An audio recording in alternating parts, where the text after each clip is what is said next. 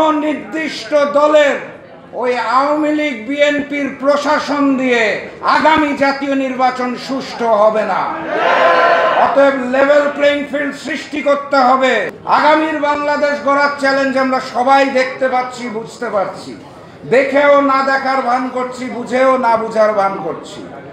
আগামীর বাংলাদেশ গড়ার চ্যালেঞ্জ হচ্ছে ওই যে হিন্দুস্তানের দালাল ছিল আওয়ামী লীগ, একইভাবে ওই আওয়ামী লীগের স্বৈরতন্ত্র আবার নতুন করে আরেকটা দল সৃষ্টি করতে চাচ্ছে এবং হিন্দুস্তানের আশীর্বাদ নিয়েই শুরু করতে চাচ্ছে।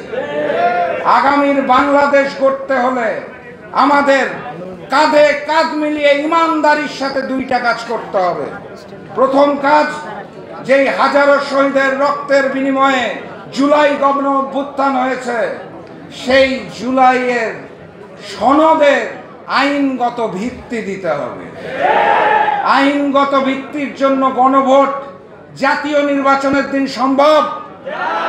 জাতীয় নির্বাচনের দিন বিভিন্ন রাজনৈতিক দলের নেতাকর্মীরা নিজেদের প্রতীকের প্রচারণা করবে নাকি গণভোটের প্রচারণা করবে?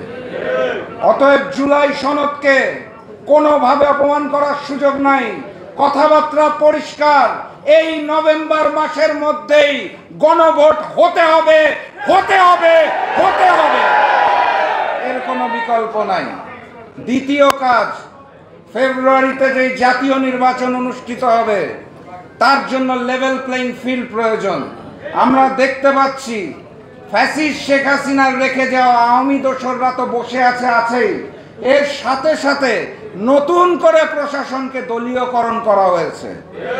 কোনো নির্দিষ্ট দলের ওই আওয়ামী লীগ বিএনপির প্রশাসন দিয়ে আগামী জাতীয় নির্বাচন সুষ্ঠু হবে না। অতএব লেভেল প্লেইং ফিল্ড সৃষ্টি করতে হবে এবং সঠিক জায়গায় ভোট প্রদানের মাধ্যমে জনগণের সরকার প্রতিষ্ঠিত করতে হবে। শুধুমাত্র তাহলেই আমরা আগামীর বাংলাদেশ গড়তে পারবো। আপনাদের আশেপাশে যে ব্যানারগুলো আছে সেখানে দেখুন উপরে লেখা আছে ইতিহাসের কালো অধ্যায়। আমি তো আমার দৃষ্টিতে দেখি বাংলাদেশ জন্ম হওয়ার পর থেকে এখন পর্যন্ত পুরাটা সময়ই কালো অধ্যায়। আমরা কালো থেকে ধূসরই হতে পারি।